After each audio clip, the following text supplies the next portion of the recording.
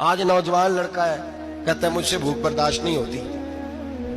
میرے بھائی رب بیماری لا دینا، اللہ سے دعا مانگے اللہ شفائیں عطا فرمائے، اور دعا کرے اللہ آزمائش سے محفوظ فرمائے. آپ یقین کریں میں نے لوگوں کو دیکھا ہے حلق سے قطرہ نہیں اترتا، خوراک کی نالی لگی ہوئی ہے، اعلیٰ غذائیں پکی ہوئی پڑی ہیں، عرش کا مالک کہتا ہے میں تیرے حلق سے گزرنے نہیں دوں گا. قانون بن گیا. میں نے دیکھا ہے ڈرپ پہ لوگ زندہ ہیں، بوتل لگی ہوئی ہے گلوکوز کی، گزارا چل رہا، اعلیٰ غذائیں پڑی ہیں، لاکھوں روپیہ تجوری میں پڑا ہے. مالک کہتا ہے تو نہیں کھا سکتا، تو وہ کھانے نہیں دیتا، نہیں کھانے دیتا. ایک شخص یورپ کے علاقے کا، میں کسی کالم نویس کا پڑھ رہا تھا، وہ کہتا ہے میری کھربوں میں جائیداد ہے لیکن میرے معدے میں ایسی تکلیف ہے کہ میں آٹے کو چھان کر جو اوپر سے بورا نکلتا ہے صرف وہ کھا سکتا ہوں، اس کے علاوہ میں کائنات کی کوئی نعمت کھا نہیں سکتا. اور میرے بھائی وہ جب چاہے تو بڑے بڑے کھانے کھانے سے تجھے روک دے، تیرے دانت چبانے کے قابل نہ رہے، زبان نگلنے کے قابل نہ رہے، معدہ تیرا ہضم کرنے کے قابل نہ رہے. وہ جب چاہے تو جو مرضی کر لے. وہ کہتا چل تو میری مرضی پہ چلنا، ایک مہینہ میرے کہنے پہ نہ کھا، ایک مہینہ میرے کہنے پہ نہ کھا. تو یا اللہ تو کیا کرے گا؟ فرمایا صوم تصحو.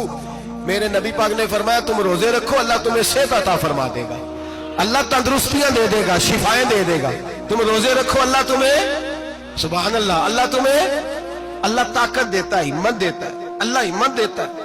میں نے دیکھا ہے، میں نے بزرگوں کو دیکھا ہے، ضعیف لوگوں کو دیکھا ہے، کمزور لوگوں کو دیکھا ہے، میں نے دیکھا ہے روزے رکھتے ہوئے، مزدوروں کو دیکھا ہے روزے رکھتے ہوئے. میں اپنے ابا جی کو کہتا ابا جی اتنی سخت گرمی اور مزدوری آپ کرتے اور مزدوری کے عالم میں روزہ رکھتے، تو کہتے پتر روزہ کی آندا ہے، روزہ کدوں کو جاندا ہے، روزہ اپنی جگہ تے مزدوری اپنی جگہ ہوتے.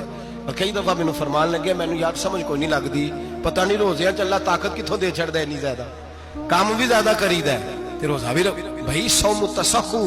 میرے مصطفیٰ نے فرمایا تو روزہ رکھ، اللہ تجھے صحت عطا فرما دے گا. رب تعالیٰ تجھے، یہاں ہوٹل کھلے ہوئے ہیں، یہاں عجیب حالات ہیں، ہوٹل کھلے ہوئے ہیں، لوگ بہانے ڈھونڈتے پھرتے ہیں، کہتے ہیں کٹ لگ گیا تھا، ذرا تھوڑا سا خون نکل آیا، سنی پلاس لگائی ہے تو روزہ نہیں رکھا، یہ ذرا مجھے تھوڑی دقت ہو گیا تو میں نے روزہ نہیں رکھا، کھانسی لگ گئی ہے تو روزہ نہیں رکھا. او خدا کے بندے، روزہ تو نعمت ہے. اور سبحان اللہ میرے نبی پاک نے فرمایا لکل شیء زکات و زکات الجسد الصوم. فرمایا ہر شے کی زکات ہوتی ہے، وجود کی زکات روزہ ہے. روزے رکھو جسم کی زکات نکل جائے گی.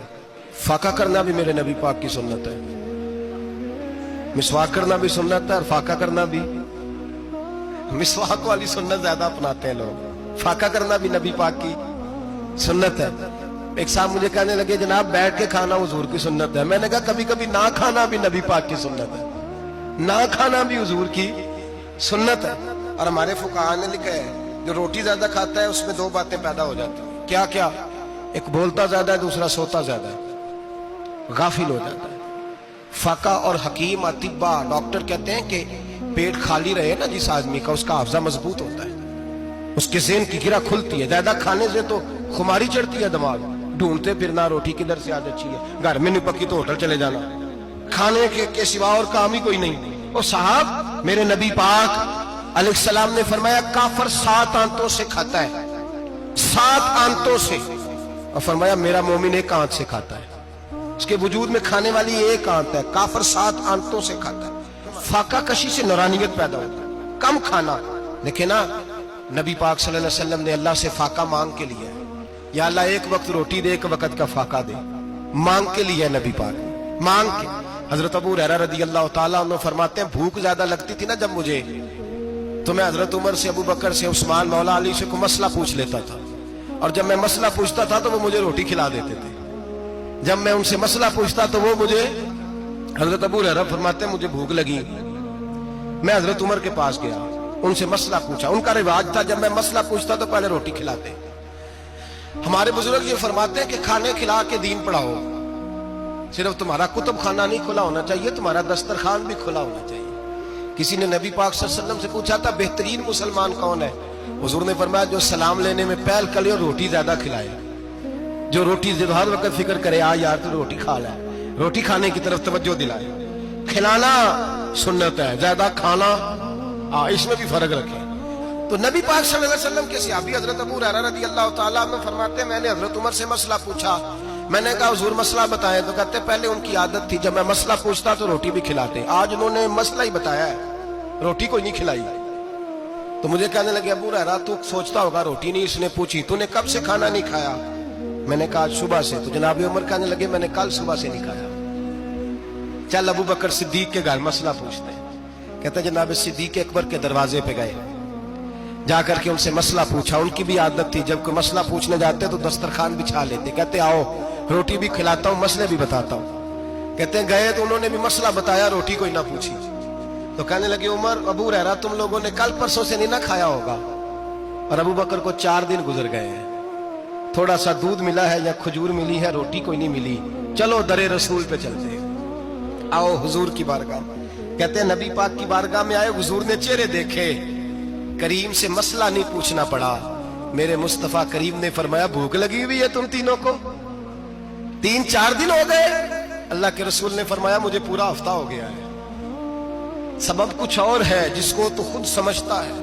زوال بندہ مومن کا بے زری سے نہیں, بھوک نقصان کا وجہ نہیں بنی, وجہ کوئی اور بنی ہے. رشوتیں جو بازار گرم ہوئے ہیں لوٹ مار کے, یہ روٹی کے لیے نہیں, یہ زیادہ کھانے کے لیے, یہ بینک بیلنس کے لیے گرم ہے. یہ لوٹ مار کا مقصد کوٹھیاں بنانا ہے, روٹی کا تو رب کریم کا وعدہ ہے. جو روز روتا ہے شام کو کہ میرا کاروبار کوئی نہیں, اصل میں کہتا ہے بنگلہ کوئی نہیں, اصل میں کہتا ہے کار کوئی نہیں, پجارو کوئی نہیں, روٹی تو اللہ عطا فرماتا ہے, اس کا وعدہ ہے. فرمایا حضور نے 3 دن بیت گئے, چلو. میرا بے تکلف صحابی ابو الحسن انصاری, وہ بڑے نصیب والے ہوتے ہیں جن کو میرے نبی پاک خود کہتے تھے کہ تیری فلانی ذمہ داری ہے. اس زمانے کا تو کسی کو کہہ دیا جائے یہ تیری ذمہ داری ہے تو کہتا ہے یہ تو پھٹیکے ڈالنے لگ گیا, یہاں سے تو چھٹی کر جانی چاہیے. خوش ہوتے تھے صحابہ کہ ہماری ذمہ داری لگی.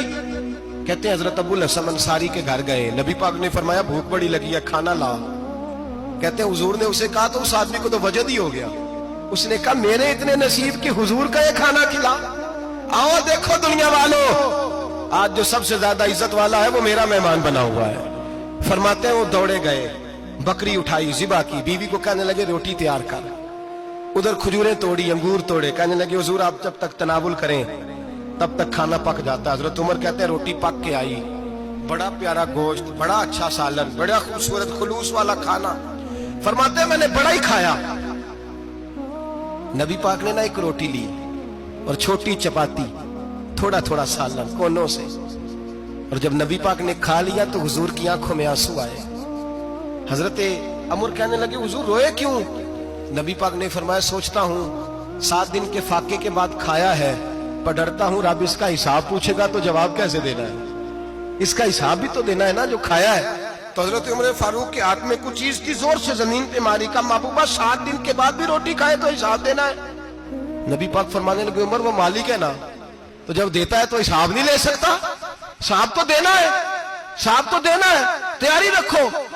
صحابہ کرام فرماتے ہم نے ارادہ کیا کہ آج کے بعد ہم پھر فاقے کریں گے, کم کھائیں گے, اس لیے کہ حساب دینا ہے. میرے بھائی وہ فاقہ کشی کرتے تھے, ڈرتے تھے. یہاں تو لوگ کھا کے بیمار ہیں, کھاتے جا رہے ہیں, سوتے جا رہے ہیں, کھاتے جا رہے ہیں, سوتے جا رہے ہیں.